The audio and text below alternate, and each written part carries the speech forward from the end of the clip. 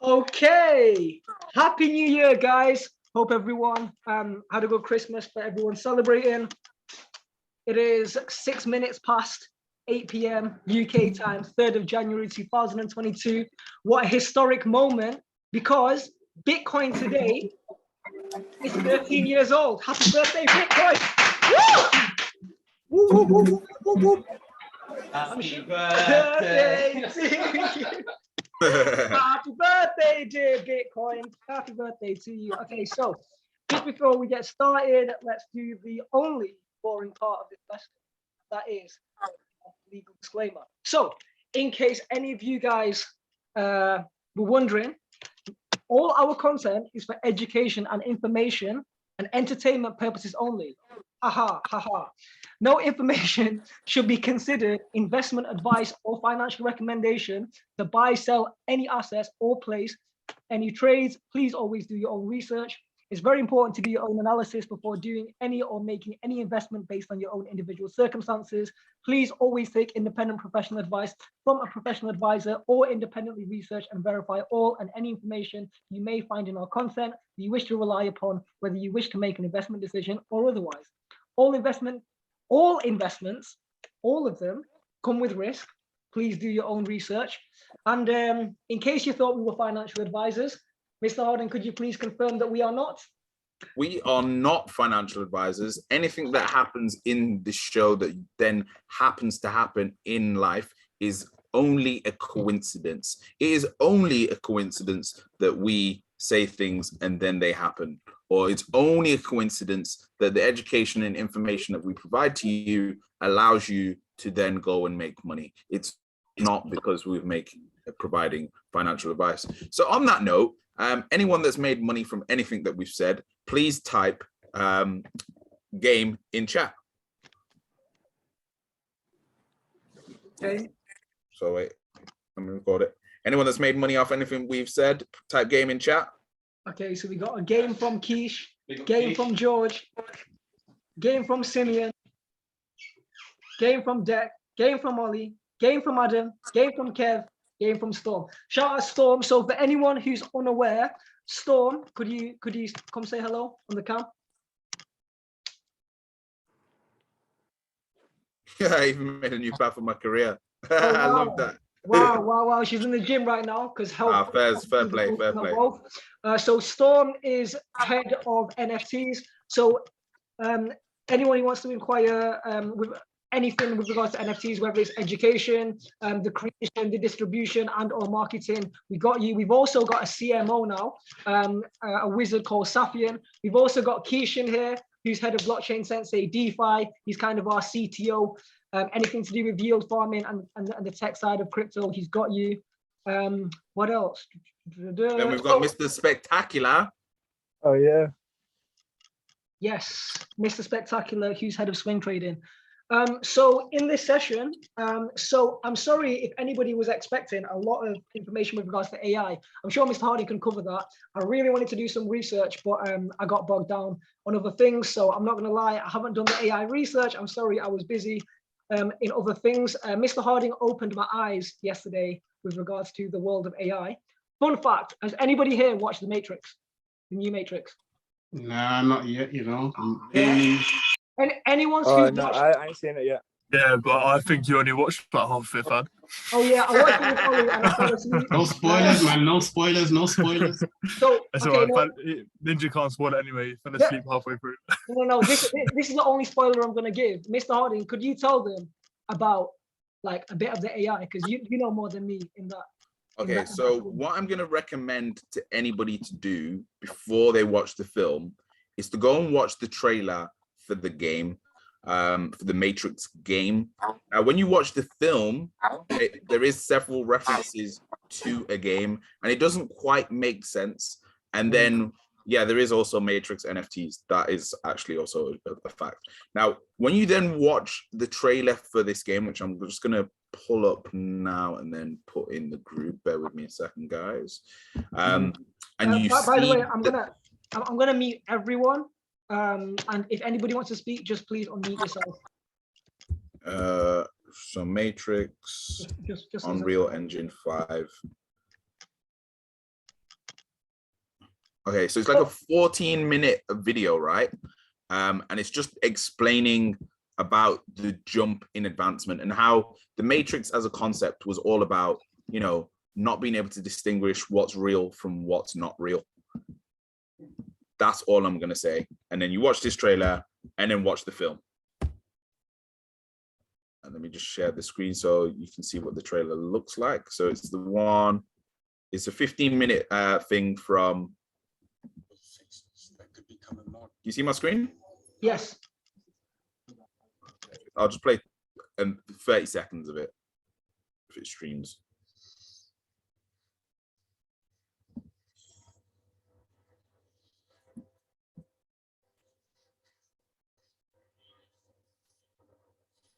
So this is probably going to be VR related as well, isn't it?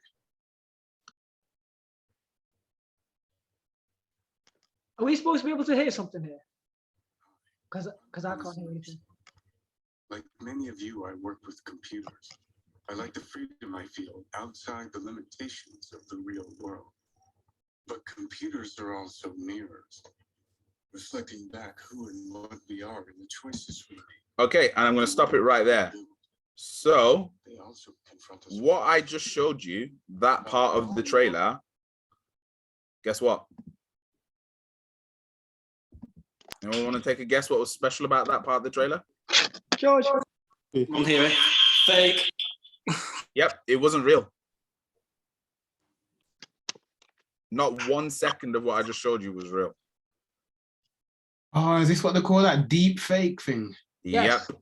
Yes. This is the start of showing the power of deep fake and AI graphics processors. Now, I This is why it urge, looks better than real life, because sometimes I look at pictures and videos and sometimes it looks better. I'm like, how does that look better than real life? Really? Like, yep, and that's what this whole film is about. So I urge everyone to watch it just to see the power of where deepfake technology has got to. That and also the film Free Guy.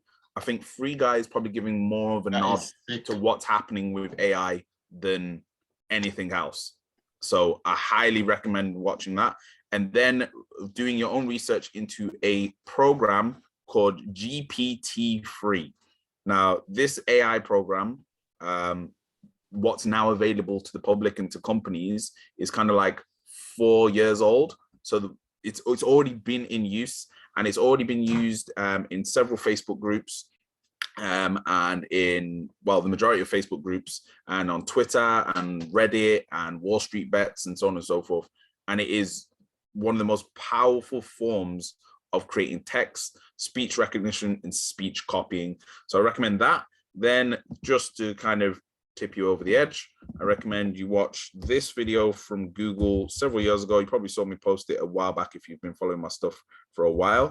This is the Google AI phone call where the Google AI books an appointment with a hairdresser. So this video is, am I not sharing my screen? No. I was just about to share this video. I have it loaded on my computer, but yeah, do on your side. Should I play it or? Yeah. Okay, cool. I have this loaded right rely now. a lot on this, but even in the US, 60% of small businesses don't have an online booking system set up. We think AI can help with this problem. So let's go back to this example. Let's say you want to ask Google to make you a haircut appointment on Tuesday between 10 and noon. What happens is the Google Assistant makes the call seamlessly in the background for you. So what you're going to hear is the Google Assistant actually calling a real salon to schedule the appointment for you. Let's listen.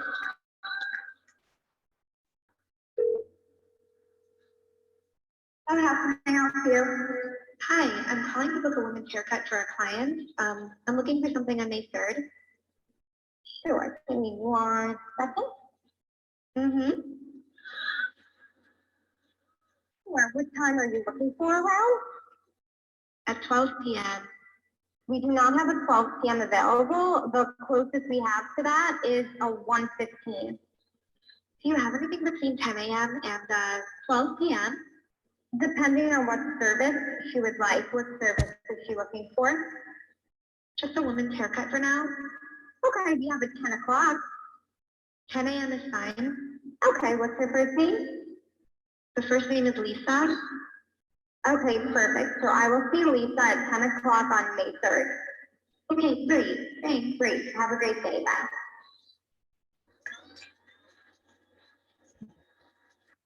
So that was shown to the public in what year was this? I swear that was 2018. I'm sure it was a long time ago. I think it was 2018. There's comments. Yeah, 4 years ago, 4 years ago. 3 years ago even. Yeah. Guys, I slept on AI till yesterday. So do we I think, slept on AI till yesterday. I'm urging everybody I've been busy. to look into AI, learn about it, research it, because it is so important for everybody to understand how powerful this stuff is. Just because for your own safety and the safety of others. And this stuff is now going to be used for sales and marketing. So, and also it'll give you a bit of an insight into where your careers and jobs might be heading, depending on what career or job or industry you're in. This also comes to script writing, when it comes to music writing, music production, video production. AI is now borderline as good, maybe better than humans. Well, it's funny you say that, Michael, because the other day I saw something on Instagram and it was a promoted post. And basically it said to me, if I want to like write a script, all I've got to do is have some certain keywords, and I could do it in a version that Joe Rogan speaks in. So in his context and how he puts his words together. And I just put in some, you know, not facts, but I put in some sort of things in, and it creates, like you say, a script on how Joe Rogan would speak out from. Yep. So the reason it's mad. probably using Joe Rogan is because Joe Rogan is probably one of the only people in the world that's got as much audio content as he has out there. So there's going to be a lot of AI bots that are going to be trained off Joe Rogan's speech patterns. So it's easy for them to just learn that speech pattern and the way he speaks and whatever, and the guests. So yeah, I'll send you on Insta now. I'll send you it. Oh, thanks, bro. So yeah, that's one side of it, and then also the deep faking stuff as well is very scary, the potentials of it. But I would say it's definitely going to get regulated. It needed to get regulated ages ago, and yeah, it's just behind in regulation. I'd say that needs to get regulated before crypto, because that's a lot more dangerous. I don't think it's only scary if you don't know. If you don't know information about it and you don't understand it, it's scary. But once you start to understand something, you think, actually, I could use this to my advantage. Do you know what I mean? So, and I would always say this is one of the reasons you need to start learning a process for validating the information and the sources that you get it from, because getting information just from Twitter, just from Telegram groups, just from Facebook groups is dangerous now. So yeah, that's on that. George, you had your hand up? Oh yeah, I did actually put my hand up. Now your audio's gone funny. Okay. What do you actually think about the AI use in the Matrix then? What's your opinion on it? I think it's amazing, breathtaking, unbelievable. Thanks. Some of the best AI use I've ever seen in film. I think it was a subtle reference, you know. But I'm gonna leave it there. But I think it was a subtle bit of a joke with the Yeah. It was an inside joke if you get it. But I think it's, I don't know if it's an inside joke, because it's not the story I've been coming out about it. But we'll chat about it anyway, because okay. I think it's like the message of what this Matrix film was really kind of trying to say. Yeah. Like the first Matrix films were about one thing and one message, and now this is about like, the last one was about wake up, guys, you're in the Matrix. This is like, wake up. You are in it. You're in it, bro. That's the thing. That's why they needed this one. But yeah. Same goes for Don't Look Up. Did you guys watch it? Yeah. Yes, yes. Amazing film. Amazing. Same kind Very of relevant. Is it? Yeah. It's So all we- relevant, and it all comes back down to the same thing, which is research processes. And that's one of the things that we pride ourselves on at Blockchain Sensei, because the skills that you learn in terms of how to research cryptos and stocks, especially stocks, because of the amount of fundamentals you have to do, are applicable to just life. And I think they're going to become a key life skill, is actually knowing how to reference stuff and how to research stuff. So yeah, that's that. So yeah, let's have a look at some of the news that's popped up in. Can I the just last- touch on films? Yeah. Yeah. Let me say one thing about films. When I watch films, I watch them like 3 times. Once for entertainment, once to try and learn something from them, once, and then I just kind of tune in the music, because sometimes when you tune in the music separately as well, I get a different sensory experience with it. Just thought I'd say that. First. But I like this episode. It's becoming more conversational, like the angle that we're trying to veer towards. So yeah, man, let's keep it like that. Before you get into your thing, I want to get into 2 things. So the 2 things that I want to get into before you, that will happen quickly, is first of all, we need the voting system, okay? Because me and Mr. Harding disagree on something. I want this to be The Game Season 3, Episode 1. Mr. Harding is disagreeing with me. So do you guys think new year, new season? What are we saying, guys? Or wait. Or does the new season start on the day of when the last season started? I tend to agree with the last season that it started. I don't like to go to the calendar that everyone goes to. I like to make my own. Yeah, I hear that still. I've got to agree with Adam there, yeah. Yeah, I'm with that. Damn, we're still on season 2. Sorry, bro. Sorry. I'm so excited to be talking No about unit. season 3, but all right then. No new year, new meeting. Sorry, bro. Yeah, I just don't feel like we're in season 3 yet. I feel like every season we've had a bit of a jump and a bit of a progression. I just feel And like what we've got everyone's on coming this next- new year, new me thing right now, and I feel like Facts, big facts. I like to be separate from everyone else. I like to be the 1%. So if everyone's doing something, I'm Bug doing out the Matrix. So yeah, okay. let's pause on season 3 then, yeah? That's fine. So just the second thing I want to do very quickly is the networking opportunity we do. So I'm gonna start. Yeah, let's give everyone about 3 minutes. Yeah, I want everyone to write down in the comment section what you do and what you want to promote.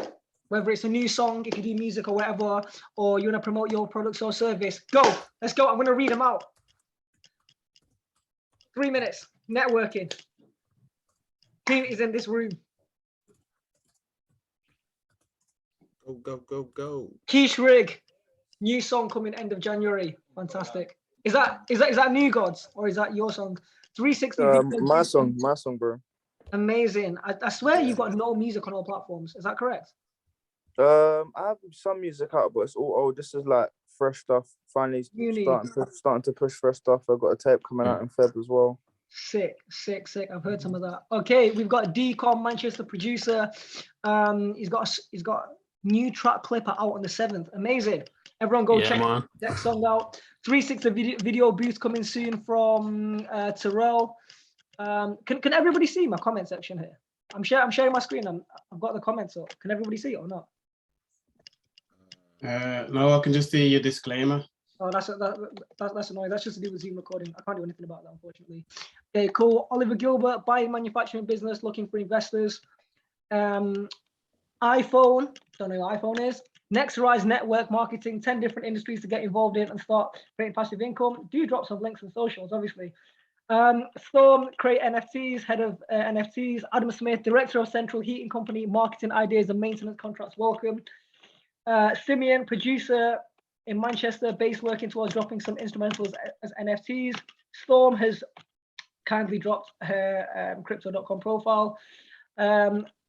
Alex Leon Morgan, at Alex Leon Morgan, personal trainer, however, really pushing my motivational content this year. Plug into my page, more content coming soon, and also doing an in-person motivational event in 3 weeks' time. At George M. Brown, nothing interesting over here. Probably one of the most interesting people that I know, and one of my best friends from childhood, that's a lie.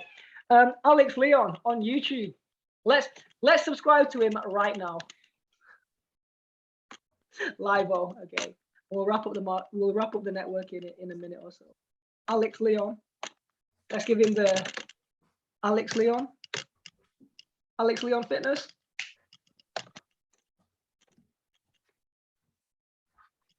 Alex, you're gonna have to, you got Alex Leon Morgan. Okay, let's get it. Alex Leon Morgan.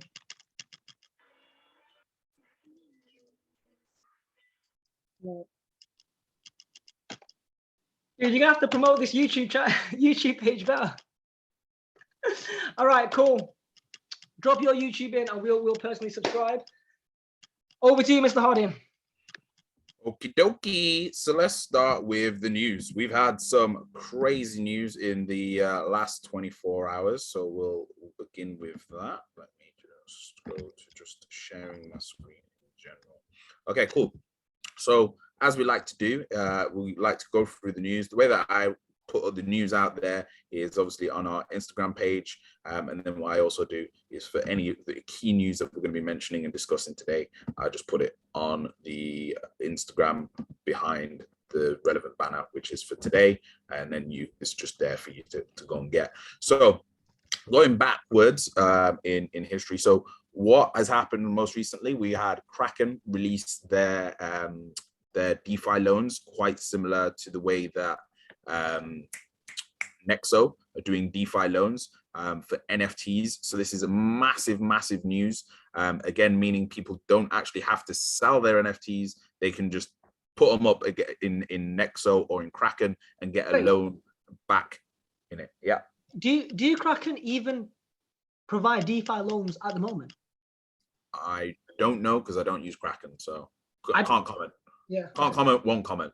And then also why this is interesting is because the world of NFTs has moved. And on that same day, there was something called that me and Ninja discovered, which was called RWA, which is also in partnership with Aave. And that's allowing people to turn their real world assets into NFTs and then get a crypto loan against it. So the space of NFTs is just getting even more crazier. And that's not even including the fact that there's also now fractional NFTs, whereby you can put an NFT up onto a certain platform and it will fractionalize it into as many pieces as you want for whichever audience. And then on top of that, there's also bundling NFTs where you, just like with an ETF where you can have a bundle of different assets, you can have a basket of NFTs. So you could have a CryptoPunk in there, a Bored Ape Yacht Club in there, and you could have one of Storm's NFTs in there also, and then you could fractionalize that and allow people to be able to buy in that way for a cheaper way. Sima, you got a question? Yeah, there was just something I seen this week as well around a company, I can't remember the name, but I'll dig it out, that are using a use case for NFTs to say support high-end watches. So if you buy, say, a Rolex as an example, and you want to prove that it's a genuine Rolex, people into a use case. Very funny you mentioned that company. I'm going to tell you why later. But yeah, I can't remember the name, but I'll have a look. VidT, they're called. Sorry? VidT. Cheers. That's the one. So yeah, that's the great point by Simeon. Then so we can see here the real world markets by Aave. And then what's a great coincidence? Could we not skip the fact that there was an abbreviation called RWA? Yeah, that's the fact that that never needed to exist before. A real world asset was just an asset. And now there's RWAs. That's bullshit. Just to confirm this asset is real, they've had to do that. Now, one of the biggest pieces of news that's just completely been swept under the carpet that no one's paying attention to is the fact that Binance have acquired Swipe. Now, who are Swipe? Swipe are basically a company that, just like Crypto.com have their cards, it's a crypto version of that, but it's been doing really well in Asia, which allows people to buy and sell crypto at stores. So, you know, like with Crypto.com, you can turn your Crow into like a kind of fiat and then spend it in stores. Visa has partnered up with this, and it now means that there's 70 million users automatically for Binance using Binance Coin. There is now 60 million merchants across 31 countries that can accept Binance Coin. How this isn't like bigger news than it is, I don't know. Like Binance now, for me, is probably going to be one of my biggest holds, just because I've been saying this for a while, and I said this, my first ever episode of anything that I put out there on the internet was saying that Ethereum was better than Bitcoin and would return higher returns than Bitcoin. What happened? It did. I'm now going to up that statement, and I'm going to say Binance is now better than Ethereum because it's cheaper, it's faster. Binance is the OG, man. It's got its own marketplace and it's got its own card. Ethereum does not have a card. Ethereum does not have its own marketplace. There is nothing that Ethereum can do that Binance can't do better, faster, and cheaper. Can I just make a new abbreviation, since everyone's making abbreviation, right? There's RWA. Let's use one right now. RWU, real world use case. What is the RWU? Yeah, love that. Real world use case. I love that. So just quickly, what? Say that again. What about the decentralization of Ethereum versus Binance? Binance completely centralized. Ethereum. It's centralized, but I would argue that Ethereum is highly centralized by whales. Yep. What I told you this earlier today, Mike. In terms of how much is being held by, what about its nodes? Yes, but that's what really contributes to its centralization, not who's. Oh, it's very debatable, that one. And then, is Binance, is the BNB coin trying to be decentralized though? I feel like it's trying to be a bridge asset between fiat and crypto. It's not really trying to be.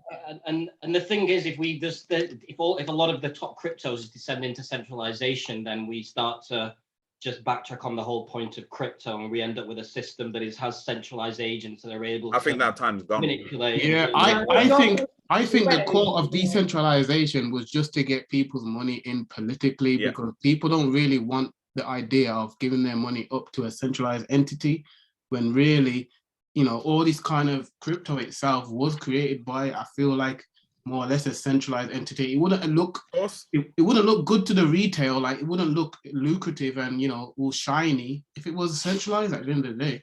But that's just mute. Jesus Christ. Yeah, so that's where what? So I was saying, but that's where layer 2 comes in, because that's the point of Ethereum, that it's just one. Oh, fuck it. That's the point of Ethereum, because it's. So that's the benefit of Ethereum, because Ethereum's layer 1. Like, you then have your shiny, consumer-friendly, able interaction on layer 2 dapps. Yeah. And I agree, but disagree. You still have the integrity of a decentralized blockchain system there. I agree with Jack Dorsey's statement that he put out the other day, that everything is owned by VCs. Yeah. Ethereum, like I said to Mike, I sent him something earlier, and Ethereum did an ICO, which 90% of Ethereum coins were bought out by these whales, and a lot of them like changed their name just so they could buy more. Like it legit, they own a lot of it. And I think like when we're doing our research, we're looking for the assets that are backed by VCs, not the ones that are backed by communities. Because at the end of the day, you can have the greatest community in the world, but unfortunately, not all the community are financially literate and understand that they need to put part with their money to grow something. Whereas the VCs, that's their whole thing. And I'm going to argue 95%, 98% of the crypto world is anything over $1 billion or anything even over 10 million. That's VCs. That's not decentralized. And it's hard to find a crypto platform that isn't got some involvement from Remember VCs. though, that just because VC investment doesn't mean centralization. I would say it does from where it trickles down from. Because it depends on the percentage as well. People look on the percentage of like, look, how much percent of people hold Bitcoin, the top percent holders, if they all sold, that can change the price. So they say that's not really, you know, stuff like that. But it's all speculative, really. Like, yeah, it's very speculative, but great point. Great point. Great point. So one thing I wanted to touch on for all my Jamaicans up in the building. Yeah, man. What y'all say? This Boy. is like the best post ever. This is the maddest news. Bro, run Yo. that post, bro. You have to wheel it up. My country's stepping up, you know, first. Yo, I don't want to play this, but I've got to play it. Hang on, just because I'm quite gassed at this post. Go on. What's happening, man? It doesn't do it. We won't play the audio. But anyway, with Jamaica. No, bro, it's not playing the audio because the audio is mute, bro. Like you need to just click. You need to just click off that. Oh yeah, down the bottom right. Yeah. Oh, bottom right of the post. Oh yeah. Unmute it. Made a launch of CBDC and that, you know. So basically, what I just said is Jamaica are launching their own central bank digital currency. So that means the Jamaican dollar as a crypto. So you're gonna be able to use the Jamaican dollar to buy your cryptos. Interesting.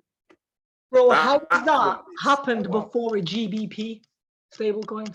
And before the American one, and before the Chinese one. I think it's a testing ground, to be honest. Yeah. Smaller entities are testing it out before it gets big. But what I like to try and say to everyone is the information that we receive. Remember, we're receiving it delayed. So they've already, when they're telling you they're testing CBDTs, really they've already done it. Yeah. So when they're saying they're testing it, they're not testing it. It's already being tested. But what I like the idea of is that instead of buying my cryptos with USDT, which is a centralized company, instead of buying my crypto with USDC, which is also a very centralized company, Winklevoss Twins and Coinbase, I can buy it with Jamaica coin. Yeah, man. And even if it's just 0.0001% of the fees or whatever goes to Jamaica or a company in Jamaica, I'm rather do that than buy my cryptos with USDT. And I'm sure many other people feel the same. I don't know what the back end political side of it all is going to look like. But what's it backed by? I have no idea what it's backed Gold. by. Oh my God. Can I, my mind's just gone mad, yeah? You know what I reckon is going to exist in the near future? Crypto, stablecoin, Forex trading. Oh yeah, 100. Yeah. 100%. With leverage. So you're basically doing Forex, but with stable coins. Oh my God. Yeah, that's defo coming. Defo coming. So other news, we have BTS are going ahead with their NFTs after all the outrage about all their fans thinking that it was not good for the environment. But obviously it just shows the level of education that people aren't quite aware that you can actually create NFTs on a proof of work concept or blockchain. Eminem spent 450K on a Bored Ape Yacht Club. We also have Square Enix. If you don't know who Square Enix are, and if they've got a cult fan base and a cult following for their games, Square Enix have probably the most die-hard fans because they have the Final Fantasy series. And one of my main theses for going forward when I go over my portfolio is investing in crypto NFT games, strictly games, because I'm just going to pitch something to you here. Has anybody here got a PS1 or a PS2? Or did they have one? Had. Yep. Has anyone still got the memory card? Nah. No. Okay. Do we know people that had PS1s and PS2s and didn't get rid of the memory card? They just kept it. Yeah. Yep. I'm guilty. I've never used it again, but there's just something in my mind telling me I put in all that time and effort. I'm not getting rid of this memory card. I'm not getting rid of that save file because I want it. So there's something about gaming that the user wants to keep the value. The value holds itself. There's nothing else that I've ever seen where people cling on to things like that. Like people, if someone's played a game for 2 years, no matter what everyone else says the value is, to them themselves personally, that is worth something. And I think it's because of the time they've put into it, the time and the effort and the, you know, the failing at the bosses and the going back. It kind of has a relatable thing to life. Do you know what I mean? Like you have to get yourself up to that point, and I think they attach themselves to it. So it becomes a physical thing, really. Yep. So there's an emotion attached to it. And this is where I think Final Fantasy is one of those games famous for the amount of hours that you have to put in to do things. So I think Square Enix, remember Square Enix not just own Final Fantasy, they also own Kingdom Hearts, which is a Disney game. That will pop off, you know. That's a good little nugget Disney there. version of Final Fantasy NFTs, bro. That's gonna be mad. That's gonna be crazy. So that's one thing that I'm telling everyone: put it on your radar for 2022. I'm copying anything I can of that. Well, NFTs, I think, are going to be big this year. Do you know what I sent you earlier about Samsung releasing 3 new TVs that are going to have NFTs inside the television itself? That's one of the next pieces of news that I was going to come to, but oh, my bad. It's all good. It's all good. It's all good. So yeah, one of the other pieces of news. Shout out to Storm who found this one. H&M. H&M opened up their first store in the metaverse. So it's already real.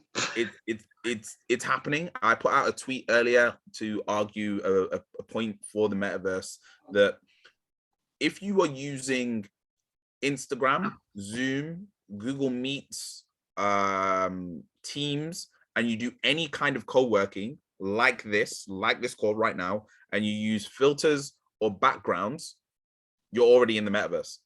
Version 1.0. Yep. Yo, I had this discussion with our boy last night because he used the background on Discord and I went, yo, he's against the metaverse. And I was like, bro, look at your background. You're literally using it now. What do you mean you're against it, bro? You can't be. Innit? Because most people's jobs have been in the metaverse over the last year. Yeah. Ooh, see, imagine that. That's like a beta phase. You get me? That's what it was. Yeah. It was a test. I literally think the number one thing that people need to be concerned about with tech and innovation is, first of all, understanding it, like what are the fundamentals, and then going on to the moral conversation on how you can use it ethically. To your advantage. Yeah. Not just to your advantage, but ethically. Yeah, it's about you, because if you speak to a lot of people you'll know, when you try and explain something like metaverse or cryptocurrency to them, because it's the unknown for them, a lot of people are wired to think negative in the unknown. But for me, in the unknown, you know, there's 50-50 chance of good and bad. So at the end of the day, why are we thinking the metaverse is going to take our life away from us? I mean, it might give us more life. I mean, this actually brings us on to like, I don't want to go super philosophical. I don't want to go super philosophical, but literally people, and this applies to life, and then in investments, is one of the key things everyone needs to learn is learning to identify cognitive bias and unlearning, because like one thing that I always teach my students, one thing that we teach our students is like, when you get into crypto, if you want to build wealth and become wealthy and become rich, you need to unlearn your relationship with money. Like once you tap in the game's not even about making money. The game's about building wealth, right? It's like people get into crypto to make money. And then I tell people, don't even think about the money. Think about like, I call it, like, it's an abbreviation that I've come up with. I call it AA. It means asset allocation and asset acquisition. And ultimately, where like everyone here listening should be in the game of asset acquisition and asset allocation, not chasing cash. Because at the end of the day, if you've got 100K net worth, you don't want more than 20% of that in GBP. Do you know what I mean? It's not going. And I think the key point is the ultimate asset allocation you can have is knowledge. And in this space specifically, the knowledge you have gives you absolute game. Now, I'm going to give you an example. There was a coin that me and Ninja found today. Oh my God. Because we read the Messari paper. 165 pages, mind you. So the amount of people that aren't going to read that paper is crazy. How many holders was there of this coin that's in the Messari paper? Okay, first of all, I don't want to get everyone excited because we're not shilling it, okay?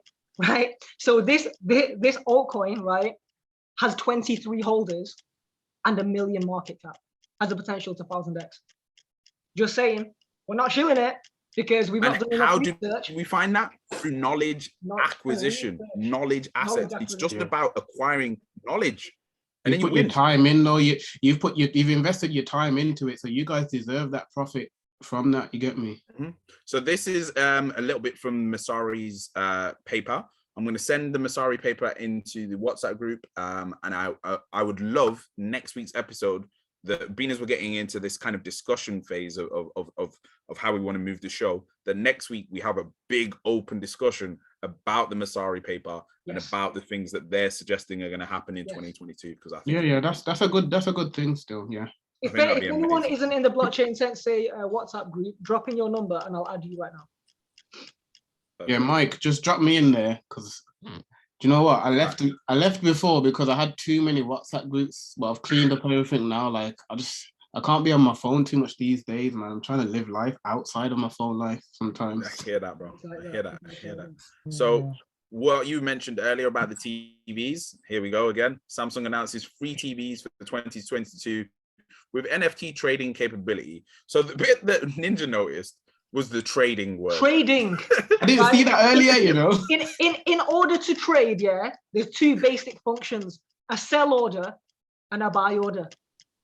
So that's a bit mad, though. Like, so is there going to be like a sell order where it's like, let's say I buy an NFT for 1 ETH, right?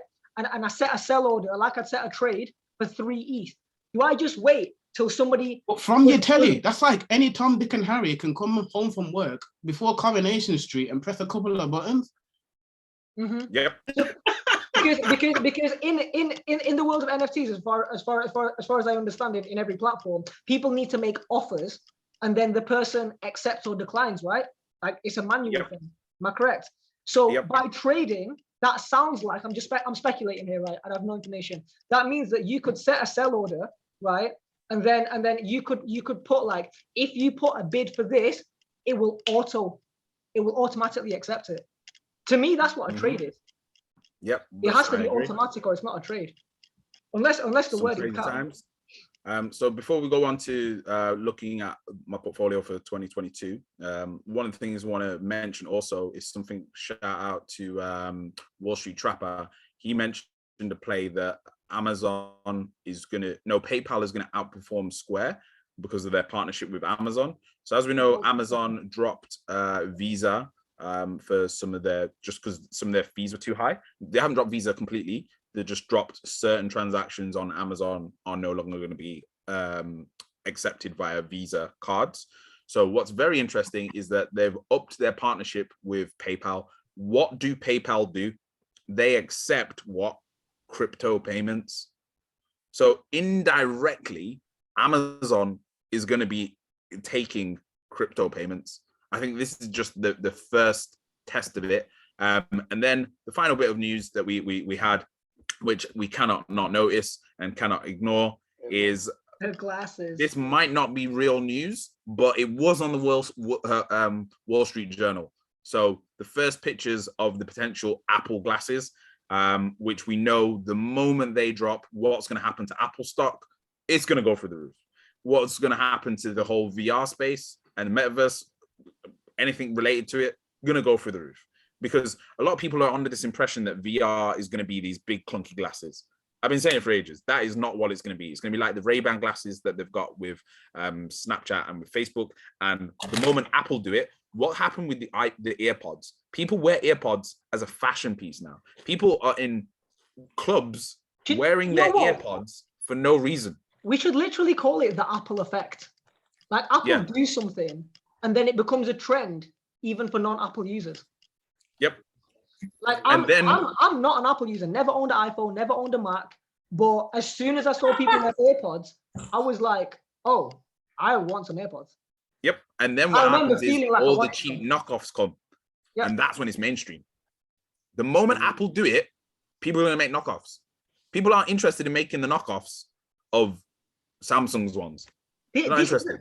This is the thing, though. Like Apple did not invent AirPods, right? Not AirPods, AirPods. They made it popular, and then people started calling things that weren't Apple AirPods fake AirPods. But it's not fake. It's just wireless earphones, bro. It's just not owned by Apple. Yeah. It's like they took the vocabulary. Of the word you say AirPods. They just took that out completely, and just reinvented the It's like vacuum. Hoover. That's the one. Hoover. They did it. There's a couple of brands that have done that in the past before, where they've just put their name over it. Isn't the legal noun vacuum and then Hoover? Oh wait, so the Yeah, legal Hoover's, noun Hoover's a is brand. the company's called. The noun is a vacuum. The noun is a vacuum and the company's called Hoover. Oh. Yeah, that's the way. Wow, so Hoover's not a noun. Well, That's the name of the company. But that's more down to, I don't know if it's like subconscious training or whatever, or Yeah, it is. they definitely have some kind of psychological person that sits in their meetings. How can we do this? Well, the human brain works like this. We need to trigger this, trigger that, trigger this, trigger that, and then there you go.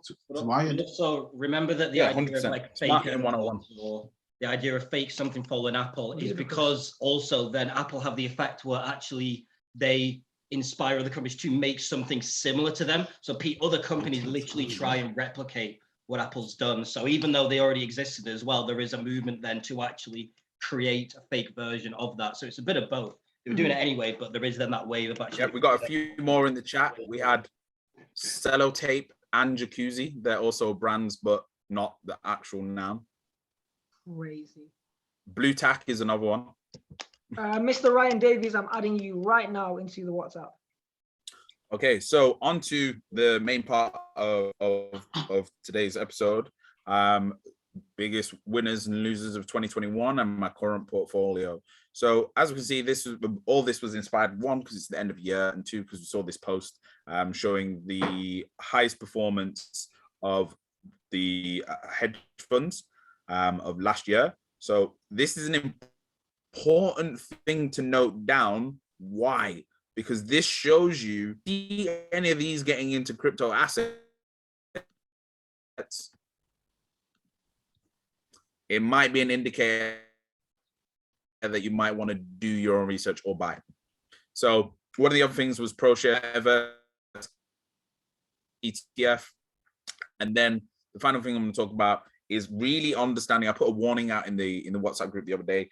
A lot of new people that are new to crypto are buying Bitcoin and Ethereum. There is nothing wrong with that, but you just have to really understand the maths. You have to understand something called the Bitcoin dominance. And what the Bitcoin and Ethereum dominance is the dominance that these two assets have over the entire market. So what is the percentage that they make up of the entire market? And now what we can see, I'm just going to go to it.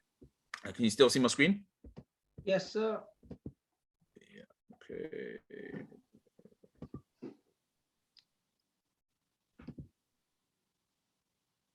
So let's get rid of some of these. It's just a bit complicated. Let's just get rid of some of these. Okay, cool. So first of all, what we're going to do is we're going to do this on the monthly, because that's where you see the real picture of what's going on. So we can see that the Bitcoin dominance, what has it done over time? It hasn't increased, it decreases over time. And in each bull run, what happens? It decreases dramatically. So we can see that here, 2018, that's what it did. It crept back up. So we can see in 2018, the lowest that it got to was 35%. 35%. The entire crypto market, Bitcoin's market cap only made up 35% of the entire market. Now, then it creeped back up to 71%. Then look what happened. We had a slight dip at the start of 2020 and it dipped down to 57, came back up to 74, and now we're around here. But what are we due? We are due for it to dip one more time to all-time lows. That is what is calculated to happen. Now, the reason that's going to happen is because if we understand market caps, it will all start to make sense. So this is where we, as a beginner, it is essential for you to understand Bitcoin's market cap. So let's go and have a look at that. So Bitcoin, sorry for anybody that's kind of knows this stuff already, but we got to do some stuff for the newbies to protect them. So Bitcoin. Also, whilst you're doing that, I want to quickly let you guys know that tomorrow I've got a call at 8 a.m. With my guy, General Sneaks, who I think is inside this chat, or he was. Yeah, 8 a.m. free intro to crypto. You just go to the link tree in Blockchain Sensei bio, click Ninja Zoom. Everyone's welcome if anybody wants to pull up to that. Where's the market cap line?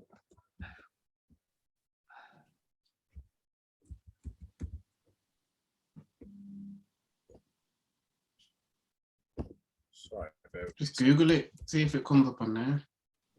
Oh, there it is. Okay, cool. So here we can see the market cap of Bitcoin. So at this moment in time, the market cap of Bitcoin is 878 billion. So we have to understand, if we're going to get 100% return, then we need this. Let's just get the measuring tool out so we can get the exact details. So we want 100%. A lot of people are vying for 100%. And I'm on log scale here, which again, if you want to know the importance of log scale, book in some lessons. So if we wanted around 100% return, we would need an additional 1 trillion of inflows and investment into Bitcoin to take it to 2 trillion.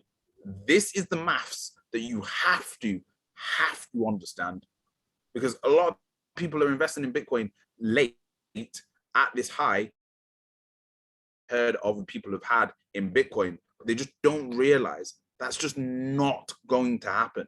Like, it's just not. Like, the only way that's going to happen, unfortunately, is if we're basically in World War III, and we kind of don't want that. So I probably wouldn't wish for a 500k Bitcoin right now. That is not what you want. People might think that's what they want, but I'm telling you, that is not what you want right now in the world. So when we look at the price of Bitcoin, this is where we are. And then let's look at the gains that you would have made in the last year. So I did this experiment with somebody earlier today on a free call. So we can see in the last year, January to now, the returns you would have got were 149%, right? So loads of people are gassed, yeah, 149%. But let's go and look at some stocks, because there is stocks that would have given you the exact same return as Bitcoin this year. And a lot of people, and I want you to notice the massive down period that we also had. Go to my portfolio. Got NVIDIA. Let me know when my screen's loaded. Now, how many red candles is there here in comparison? Not that many. So if we go from 2021, there we go. Go from here. 180% at the high. So, and on top of that, you would have got dividends. So you would have been getting paid every quarter as well, which would have given you more money that you could have invested into random meme coins and stuff where you wanted to take risk. So this is another reason why I absolutely think it's so important to understand that you need to invest into stocks as well as crypto, because when crypto was down, NVIDIA wasn't. And you would have got the same return and more from NVIDIA as you would have from Bitcoin. And NVIDIA is not the only one. AMD is another one that also had a great year. If we look at it, go from here to the high, 116%. And have all cryptos got returns like that? No. Let's pick some of the biggest mainstream cryptos that we know. We know for a fact nobody got around 100% returns on XRP this year. We know for a fact that probably didn't happen with Polkadot either. So let's have a look at them. So Polkadot, we'll go there.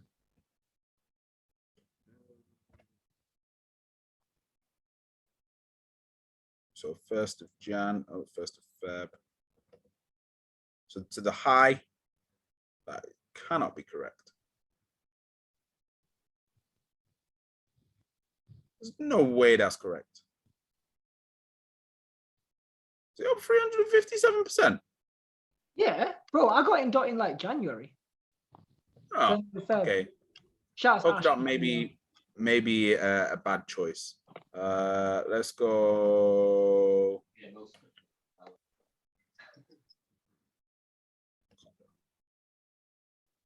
No, Cardano had an amazing year.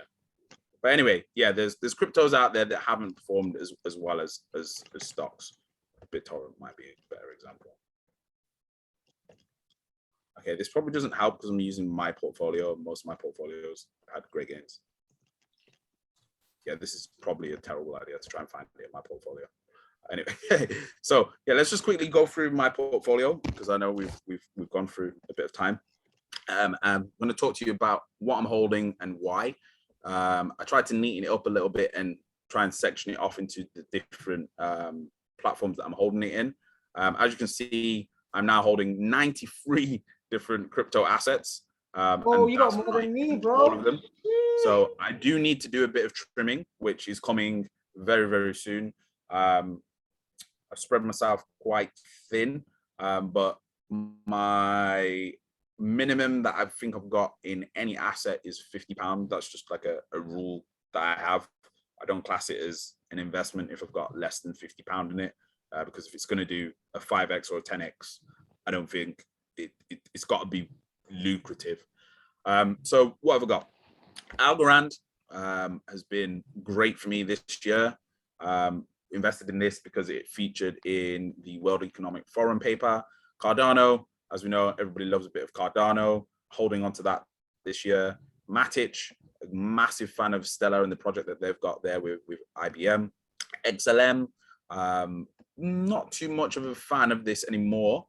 Just feel Matic is Polygon. So yeah, Polygon is doing amazing things in terms of reducing gas fees and allowing people are now starting to use Polygon for NFTs. So I think we're just seeing my NFT is on Polygon and very low gas. I think just seeing the very start of what Polygon can truthfully do. If you look from the start of Jan to now, it's up quite a bit. Then we've got XLM. Yeah, kind of. Out a bit, but it's 2,000%. Yeah. Then we've got XLM doing amazing things. Mana, we already know, has done amazingly well. My mom actually holds Mana. Go on, mom. So we can see has done very well this year as well. Civic, again, something that I'm touting to do very, very well this year. This is one of my bigger holds. I'm holding quite a lot more in Civic. This is my top 10 holds. Civic, same as Polkadot in my top 10 holds. I think just because of the interoperability play. What does interoperability mean for the newbies? It means it can communicate and work with other blockchains. I think that and Cosmos / Atom are the two main ones for that. Then we've got Kyber. I think Kyber's my second biggest holding, just because of what it can do, use case, and look its pressure. This is a really bad example of Kyber, because this is the Binance US one. I've got a novel chart of it that we'll come to later on. Binance, I do need to up the amount of Binance that I'm holding. It's just that I don't feel like, because of Binance's market cap, I think the most it could do is catch up to Ethereum. But even then, I feel politically that's not going to be allowed to happen because it's Chinese.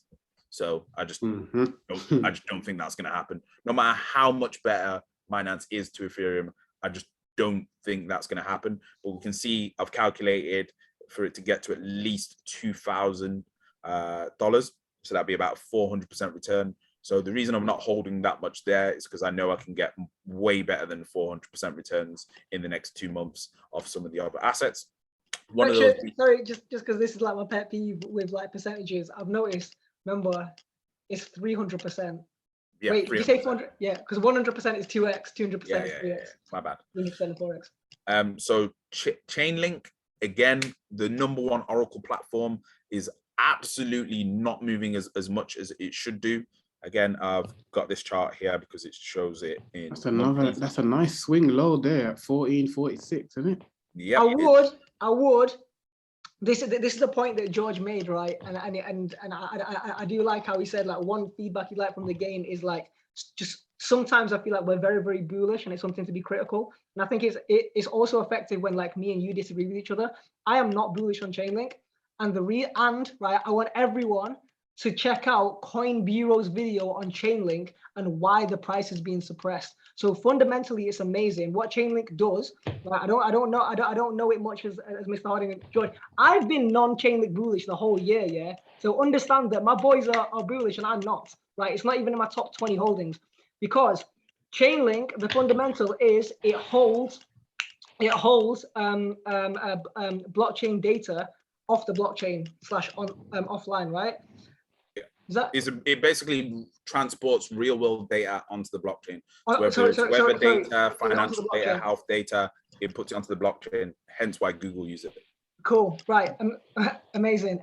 But this is why the price has been suppressed according to Coin Bureau, and it's because they're expanding so much. And yeah, they're expanding, but just like Facebook, what I don't like is they're selling off a lot of Chainlink to fund the projects, rather than getting outside investment. So that's why I'm not bullish on Chainlink on that like price suppression fundamental. I could be completely wrong, and it could do 10x. Fair enough. Yeah. So as you can see, my high point here But do you know why that is literally a 10x is what I'm expecting on Chainlink. Just because of the partnership that they've got with Amazon Web Services and Google. For me, like. Do you know what? Yeah. One thing I have about that I think actually makes Chainlink more bullish, but only because of its actual operation. That doesn't that kind of, and it goes back to this idea of making it more, they're increasing their ability to do things and growing, but not becoming more centralized. So they're not increasing their venture capitalists, which is really important as an oracle, being not biased to how you're kind of putting information into every. Chainlink is linked into every single layer one blockchain pretty much. And imagine kind of if Google owned all that data, we was going to the same system as the internet. So I think Chainlink are being really smart, and actually for other companies to get on board with it, that's what they need right now, because they can't have one venture capitalist company owning all the data that's going into all the blockchains. So that's great counter argument. So thank you very much, George. Then we've got Basic Attention Token, which was one of the first ever white papers I ever read, which has performed quite well for me. And again, RWU. I think it's probably just because of the way I always imagine when I'm looking at my cryptos is I try and imagine how would I present this to a 70-year-old man, a 70-year-old man that doesn't really understand the internet. Can I pitch it to them in 30 seconds to 60 seconds and them to go, oh, that's great. Can you show me it working? And yes, they can see it working. And with Basic Attention Token, because of the Brave browser, you can. So I think it's one of the easiest pitches to people with money that are getting into crypto. So mainly the whales that I'm talking about. Whenever I'm using that perspective, I'm not talking about pitching to any old guy. I'm talking about some multi-billionaire. Then Engine Coin, the more research I've been doing on Engine Coin for this gaming project that we're involved in, the more I'm bullish on Engine. Expecting this to go to at least $10 on this one. Kusama, the Canary network for Polkadot. You can see this has had a fantastic year as well. It's down at the moment. I think this has got the potential to do at least go to $600 on that one. Audius, shout out to George for putting me onto this one. The more research I do on this, the more important I realize it is, especially with its integrations with TikTok. Expecting this one to go to potentially $16, minimum $7 in the next 2 months, just because of the way the inflows are going to happen. And this is one that I'm quite new to, which is the Aragon network. The reason I got into this one is because this was held by about 6 major VC companies. So I thought, you know what, let me have a punt at this. Is that something we traded or not? Yeah. Right, okay. So then there's Travala, which has underperformed this year, as we can see. It's just got me 151% this year.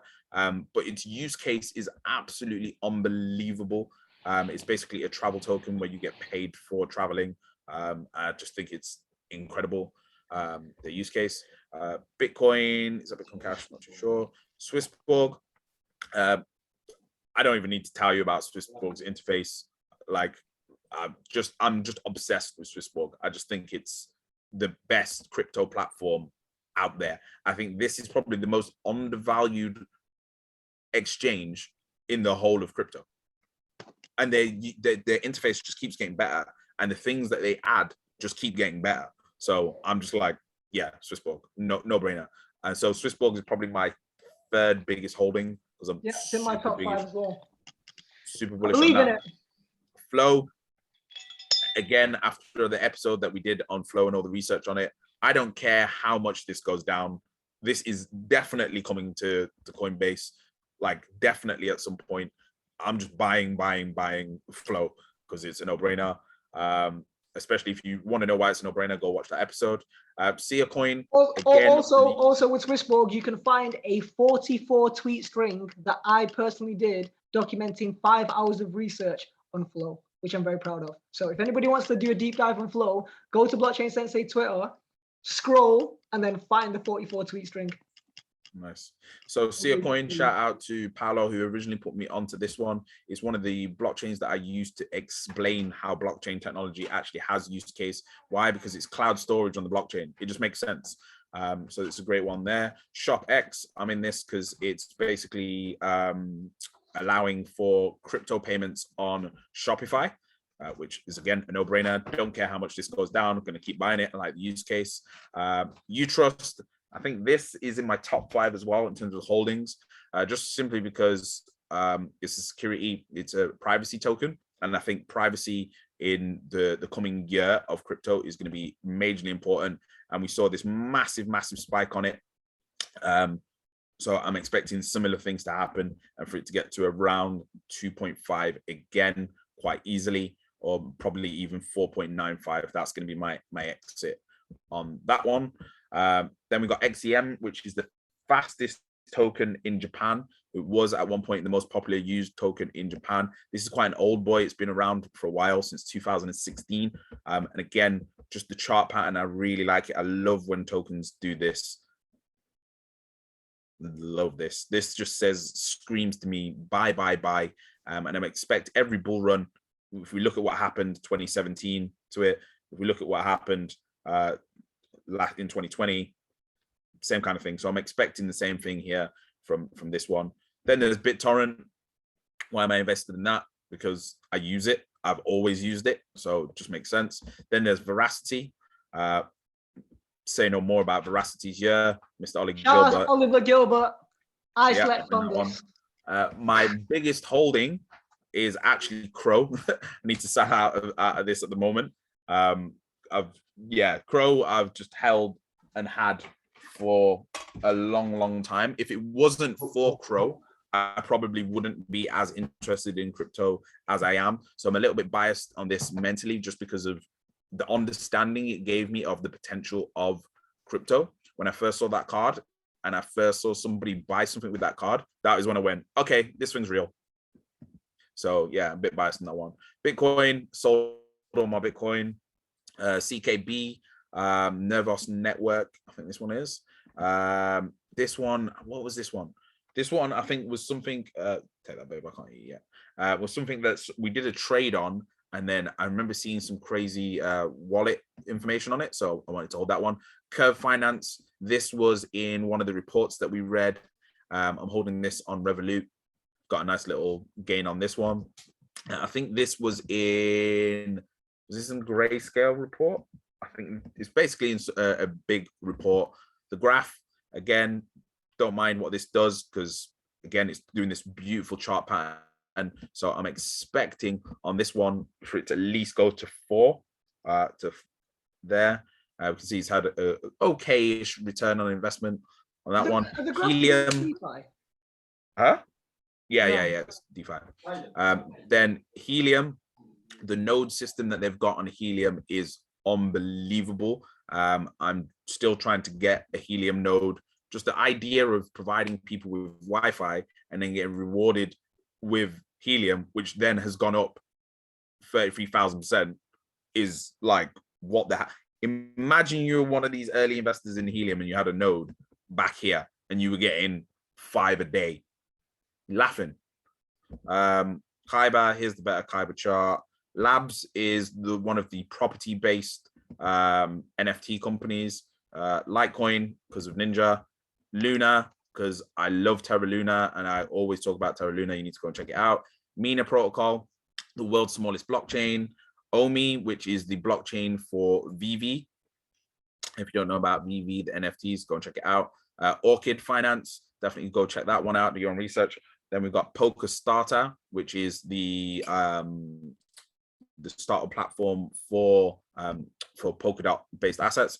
Solana, no brainer, great year Solana's had. Don't even need to talk about Solana. Then we've got Uniswap. Uniswap, why am I holding this? Because the first payment that I ever received, or that my first crypto transaction was from Ninja, and it was in Uniswap. So I've just held that.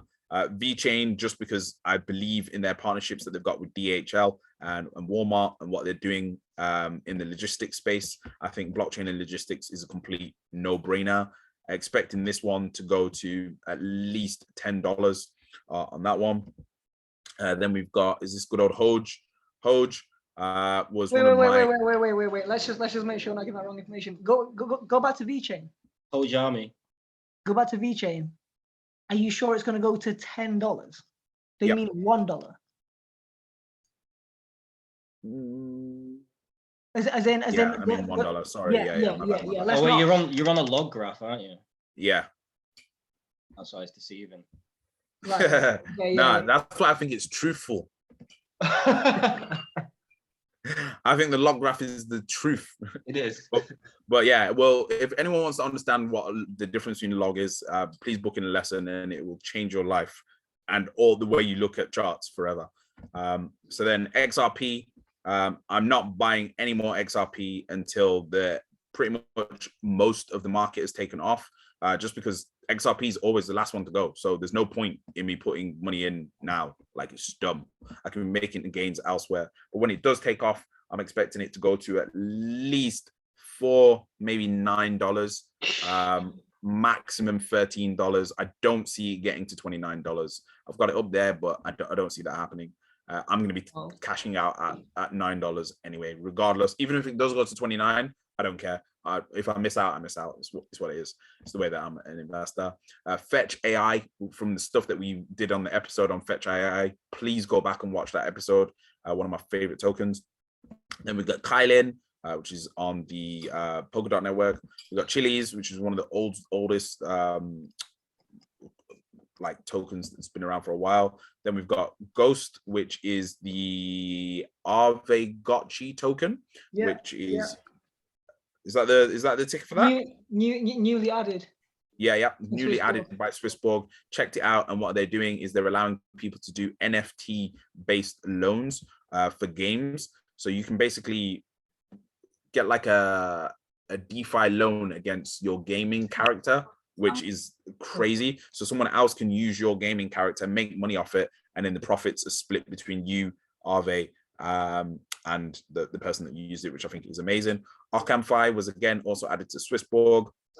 Really bullish on this because if the smart contracts do happen on Cardano, finally, I think we'll see massive inflows. YGG is the whole reason Axie Infinity actually took off once we did this one came up as a trade from the algo and the bot. And then Jerome did some research into it, and we found out that it's absolutely amazing. Just because these guys allow people to get scholarships in crypto gaming. So as we know, a lot of crypto gaming is quite expensive to get into. So what happened in the Philippines, YGG was basically buying Axies and just giving them out to people and letting people rent them and then go and play and then give them back. And then it's kind of similar to Avagotchi, but a little bit different and older. Then we've got Phantom, which obviously Ninja's dad's a developer for, so I've got to get that. Then we've got VidT, which is the video authentication for Rolex watches. Then we've got AlcX. I can't remember what it was about this. This is one of the trades that we recently sent out, and I looked into it and I was like, oh my God, got to hold this. Then we've got Filecoin, which seems to be always in whale wallets. Always in whale wallets, and we don't know why. I don't get it. So if it's in all their wallets, I'm going to hold it. And we can see when we look at the price, what's happening to this chart, it's just getting bad, but it's still in all their wallets, which doesn't make any sense. So I'm expecting a big pump on this. I'm expecting this to go from here back up to here. And if that does happen,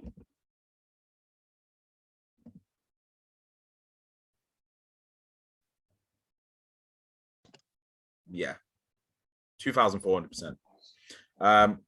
So then MDT, this was also a trade. Looked into it a little bit more into who was holding it, like the VCs that are holding it. Ultra.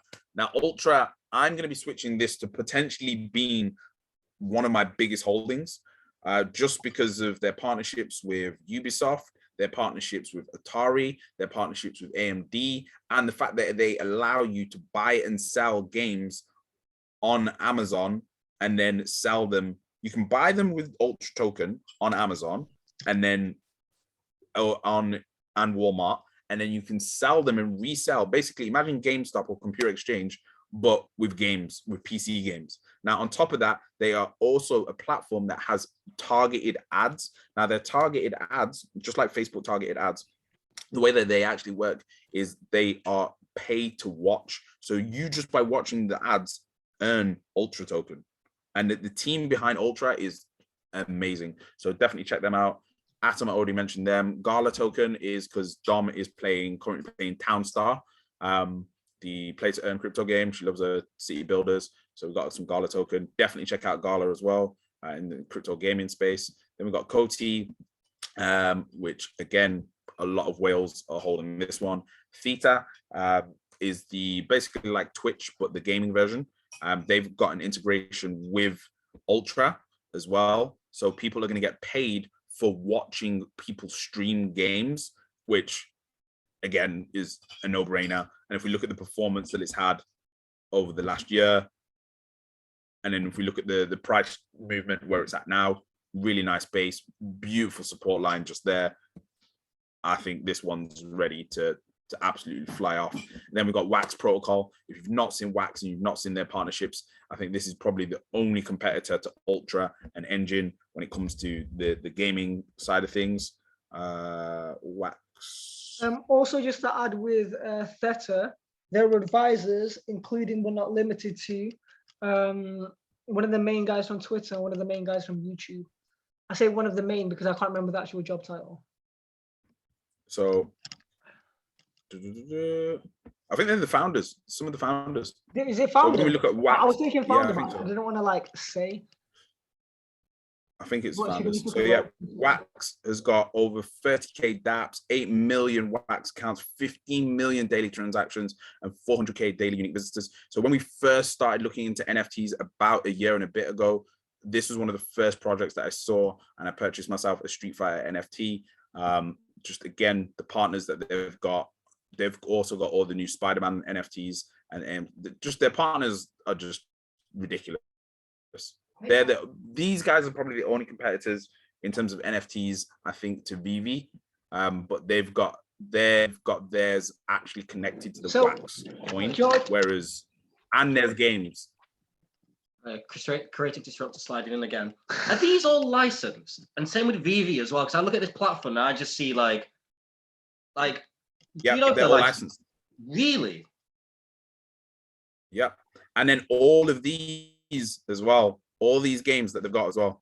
So I think that is mad that some of those companies would be licensing content to small. I'd look at like, do you know for certain? Because I'd be looking into that because I'm like.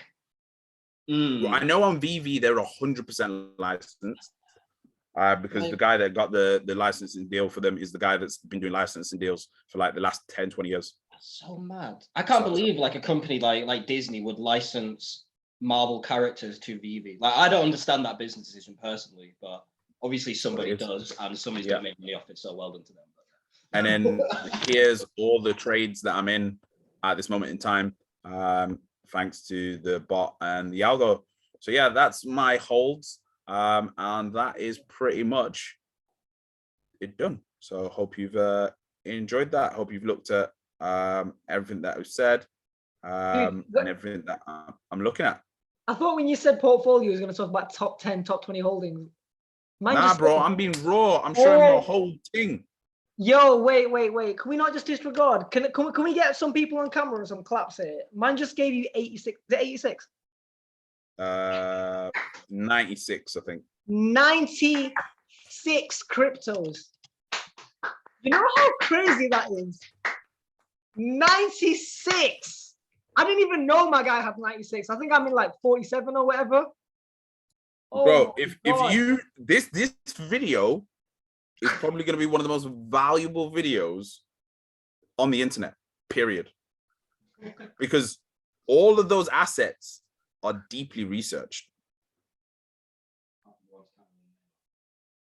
So, yeah. You might want to rewatch that video. This is one you might want to rewatch, and then, depending on what I've said, go and do your own research on them and go from there. So the game is yours to play. Wild. So yeah, I hope you enjoyed that. This is obviously kind of as a thank you for everything from last year. So you know how it works. If I receive value, I give value. So the more that the community grows, the more value and the more stuff I'm going to give out. So just what it is. So yeah, man. Thank you. I just want to share something that was an interesting mindset. Again, I'm notorious for this phrase. Over half the game is mindset, right? So I want everyone to remember, okay, that the 2 5x's are better than say 115x. What do I mean by this, right? So let's say you invest £100 in a crypto, yeah, and you get 5x. Obviously, you should never cash out the whole asset, but just for this example, let's say you cash out the whole asset. Now you got 500. What's 500 times 5? It's 25. So 500 times 5 is 2,500, right? So if you do whatever X, cash out and then invest in another small cap, whatever that X does, the X isn't this X and this X added together. It's this X and this X times together. So 2 3x's is a 9x. 2 3x's are better than 1 5x. One thing that took me a long time to learn, right? Shout out to Alex Becker. I don't recommend beginners watch Alex Becker because he's like no fundamentals, all hype, right? But I do like to peep his content, because in fact everyone should actually peep loads of people's content, including ours. Shout out to our boys Wall Street Trapper, Earn Your Leisure, Ian Dunlap, Alexander Lorenzo. Those are 4 like blockchain sensei can co-sign these people, right? Coin Bureau. Alex Becker is 19 keys. 19 keys, yeah, just 19 keys, right? Alex Becker is not somebody who I recommend, but I do like to peep him. I thought that was really interesting today. Another thing that he said, which really resonated with me, and I just want to share. I want to share in this group for mindset is, remember, a lot of the times you are trading a market sentiment, not just the fundamentals. And it took me a long time to get away from this, right? Because I think sometimes you can hold on to an asset because you really like the company, but it depends what you're in this for. And I'm in this for generational wealth and profit. Okay. Yeah. So I wasn't the greatest profit taker earlier this year. And now I'm like, okay, as soon as I see that 4x profit, take profit, find a new alt, go in again. Yeah. So don't always look like once you've done 4 or 5x, you need to take. You're being greedy. You're being greedy. Because if it goes to 6, 7, 8, so what? Like, you've already made the gain. Cash out, right? Reinvest in something else. But yeah, there will be a dip. There will. So just buy in again on the next dip. So yeah, let's open it up to questions, because let's see who's new. Just one thing I want to. Alex Bradley, are you new? One project I want to go through just quickly, just because it's very relevant. It's not a show or anything. Like, it's just really interesting project based on, like, you know, the AI sort of thing we're talking about. You got the share screen as well, bro. Oh, I got it. Yeah. Yeah, bro. Right, come on. Oh, come on. Let me just get it up. Oh yeah. Anyone who doesn't follow us on Twitter and TikTok, please do. We're growing that. We've just hit nearly 500 followers on TikTok, which is amazing. Oh, we hit 1,000 followers on Instagram. Thank you, everyone that supported. And we've exceeded 100 subs on YouTube. So now we officially own youtube.com/blockchain-sensei. Which is fantastic. Yeah, thank you everybody for helping us make that happen. Right. So this is a project called Botto, and they have a coin. It's not. I wouldn't say it's like a 10x. It's not something that's gonna grow massively. It's more of like just a project, right? So what this is a mixture between AI and like a DAO. So for those of you that don't know, a DAO is basically like a voting system. So you get votes based on the amount of coins you own, right? So if you own 1% of the coins, your vote is worth 1%, right? So what this is a AI generated art based on votes of the community. And this thing just blew me away, because I mean, if you look at it, I mean, I spoke to someone about this as well, and they're an artist and they didn't like it. But for me, this is just incredible art.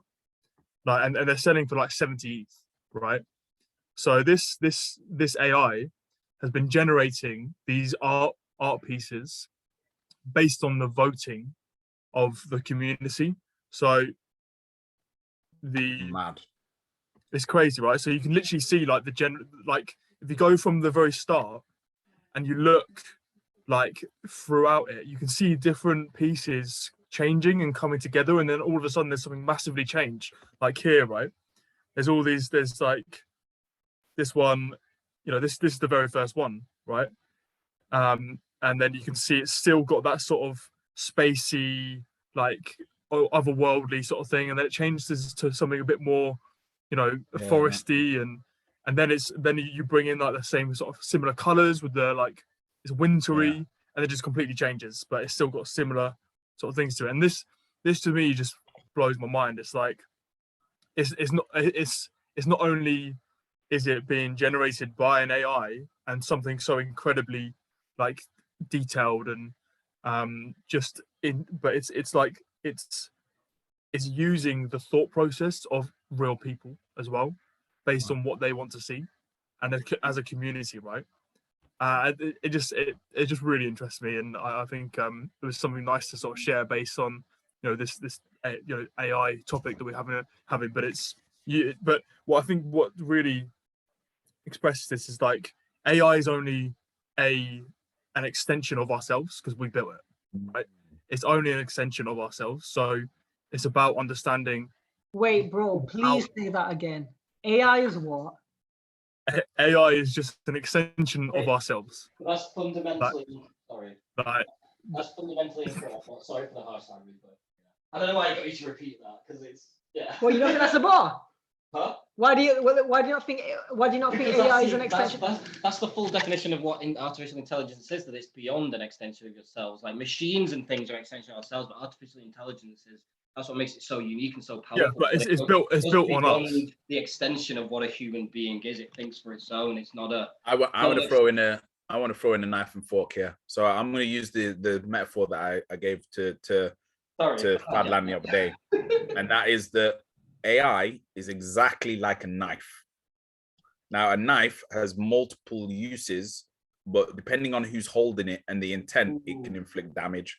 However, its use cases for positivity outweigh its use cases for negative intent-based actions. However, the damage that can be caused with negative intent and actions outweighs all of the use cases, like spreading butter, like cutting open an apple, like helping cut someone out of a jacket.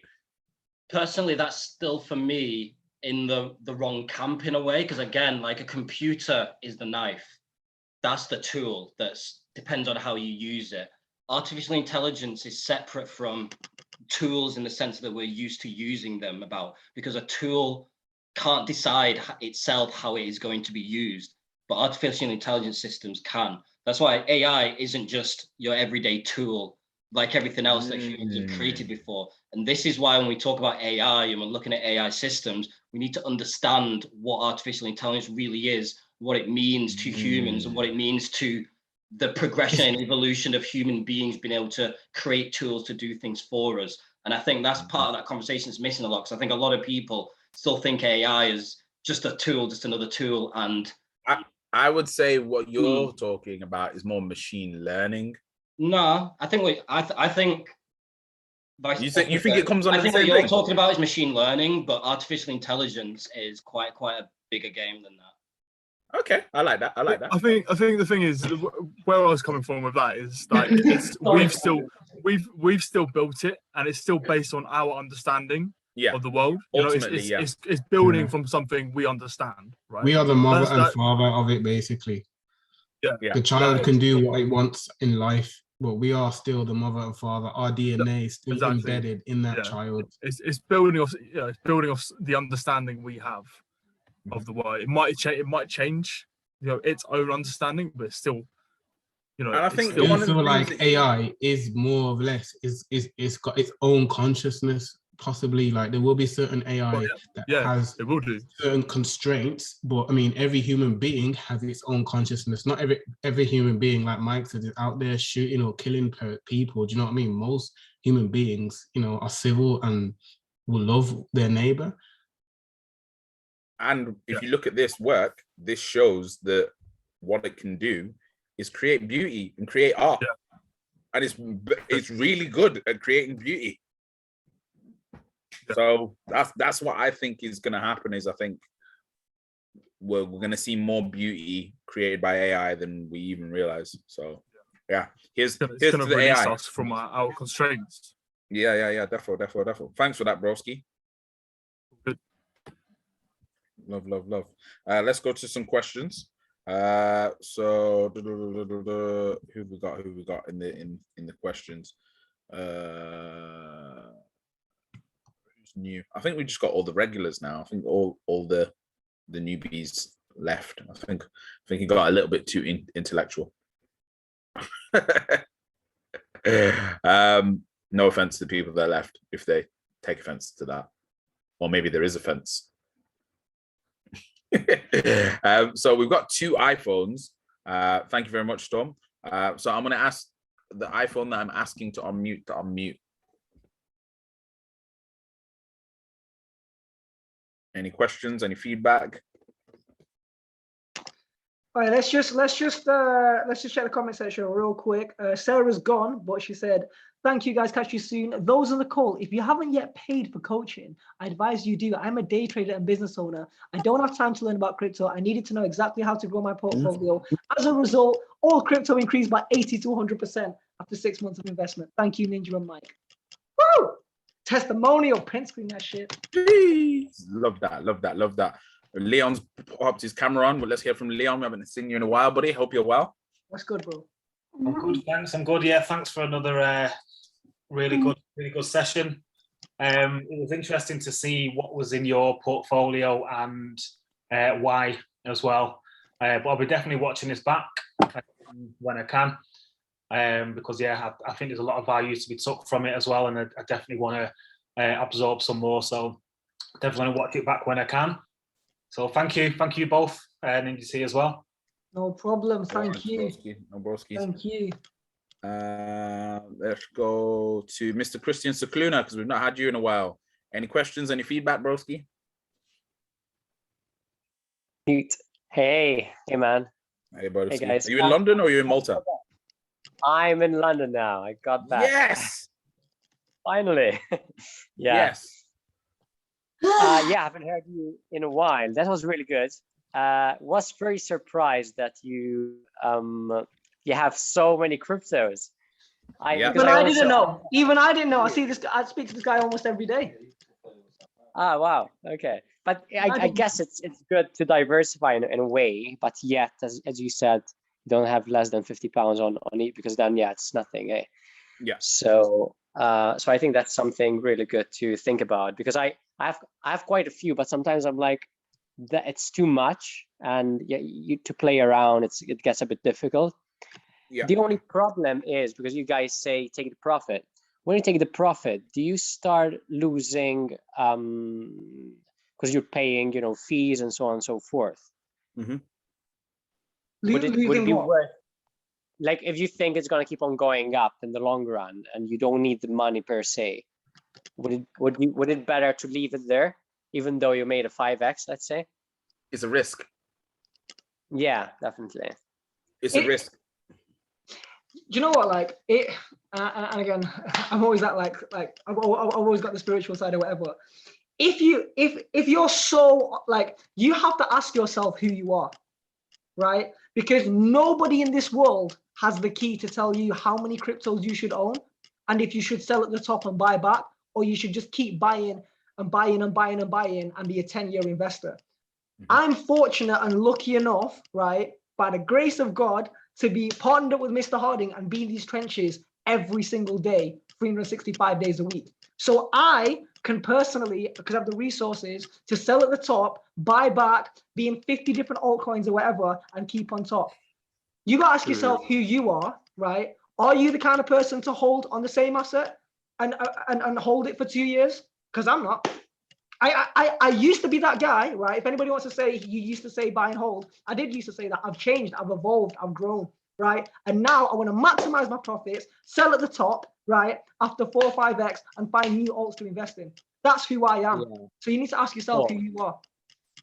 Yes, yeah, that's the game you need to decide to play, which game to play. That's the game that I've decided to play. I used to play the 2-year game, the 1-year game up until maybe like August. Then I got good at TA because of Mr. Harding. I learned support and resistance and trend lines, predicted the tops, and became a little bit more capitalistic. So I changed. Yeah. So you gotta ask who you are. Yeah, man. Love that answer. Yeah. Love that answer. So thank you very much for that, broski. Leon, I love the filters that you've just been playing with. It's quite amusing. Before AJ shoots off, because we missed you last time and we love having your feedback, and we're dying to give you this lesson. I know, it's been a minute. Oh yeah, we owe a lesson. Forgot. AJ, you're the only person that we haven't managed to give the free lesson to. But everyone else we've managed to arrange times with. We need to give you your free lesson. We'll get there. We'll get there. Otherwise, I'm just gonna have to start sending you free crypto all the time. Yeah, take my crypto, take my assets, take my whole portfolio. Yeah. We can definitely set something up for sure. Yeah. Therefore. But yeah, feedback and what you liked from today's session, I should say. So yeah, another amazing session. I was just thinking about how like happy I am actually to be joining it every Monday. It has become sort of like a crypto family to me in a way. So yeah, that's kind of sweet. I'm just like, I'm always looking forward to Monday. You know, because I'm always sort of like researching about crypto on YouTube, like watching, just like trying to educate myself. So that's always like a highlight for me on Monday evening. So thank you again for, you know, you keep going, you keep bringing the best bits to all of us and helping us understand everything about crypto. So that's been amazing. And yeah, just no feedback as such, but I was just thinking about how massive this year has been for crypto. You know, everything from like institutional adoption to like meme coin craze to NFTs, metaverse. And so many people got, you know, rich from it, got rid of their debts. Some people got wrecked, obviously, but like it's just been such a whirlwind. And I guess that's something I've been like thinking about a lot yesterday and today. Like, you know, obviously end of the year, early 2022. Yeah. Makes you think like how crazy the year has been for cryptocurrency and how really quickly it evolved and how many new things just keep coming up. Like I can't keep up. Like I'm trying to read as much as I can and I can't embrace all of it because it's just you should never feel like chasing. You should like the way I think about it is like you should be focused on what you're doing and then kind of align yourself with the crypto world that fits in with again with you, who you are. Like a perfect example would be like gaming. Like there's you can literally be successful in crypto by just focusing on crypto gaming alone. By just playing 2 games. That's it. Oh yeah, for sure. I think and don't forget that there's people in this world that don't know that much about crypto, but have made more than everyone in this room combined because they know a lot about NFTs. No, that's true. That's very it. true. So you got to find your niche. Like our niche as blockchain Sensei is that, like, we're an education business and a crypto solutions business. So me personally, right, as an entrepreneur first and foremost, artist second, and investor third, trader fourth, I'll just spend my days in crypto operations. That's where I want to be. I don't actually want to spend most of my time in research and analysis. I want to spend most of my time helping people in crypto, and that's how I get my crypto gains. Just quickly on that, one of those interesting things I found out the other day listening to a Vitalik interview, Vitalik, the co-creator of Ethereum, when he started seeing NFTs pop up this year, he said on Lex Friedman's podcast, he was like, I don't give a shit about NFT. He was literally saying, I don't understand why people are buying these. I don't understand the idea of holding money in an asset like art. He likes the technology. He was literally saying, I don't understand. I don't really care much about NFTs as much. Of course, he's building the tech for it, but that's not what he's interested in. He's interested in love that. So even a person Makes sense. of crypto doesn't care Care about about crypto. Yeah. He created them pretty much. Yeah. 97% of the NFT market, Ethereum, last time I checked. No, Let's go to 100%. I agree. Let's go. Thank you for that, AJ. Let's go to Deco and I think him and me. Yo, what's good, broski? Feedback and any questions? No questions, but yeah, feedback. Another amazing session. To be honest, just been trying to learn and take notes and that, innit? Yeah, bro. I think a lot of my portfolio, I think you're gonna love like the gaming stuff. Yeah. Because I know you're into your games. Definitely check out Ultra, bro. Take Ultra. a deep dive into Ultra, a deep dive into That's on there, sure.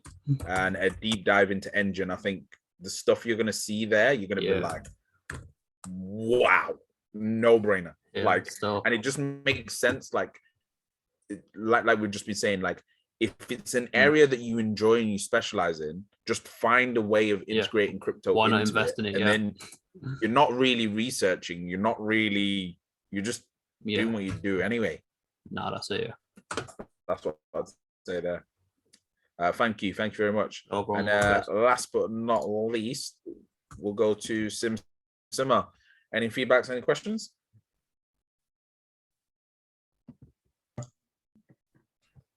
Feedback.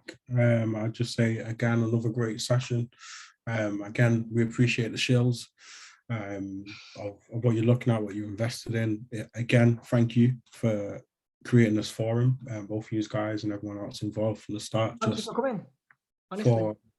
Again, as I've said to you from the first time I joined, it's just nice to be a part of a group where we can have genuine conversation in a community vibe without people that are literally trying to fuck you over. So again, keep doing what you're doing, and I look forward to spending a lot more time with you guys throughout this year. Thank you, man. Thank you. 2021, let's go. 22, I mean. And then George, have you got any questions? George and Ollie, last but not least. I've definitely said well enough for this episode, so. You're all good. Ollie, you're good? Yeah, I'm good, man. Thanks as always, of course. No worries, guys. Thank you to everyone for 2021. Let's go get 2022. Peace out. Cheers. Happy New Year. Bye. Thank you, guys. Like, comment, subscribe, share. Bye, everyone. Take care.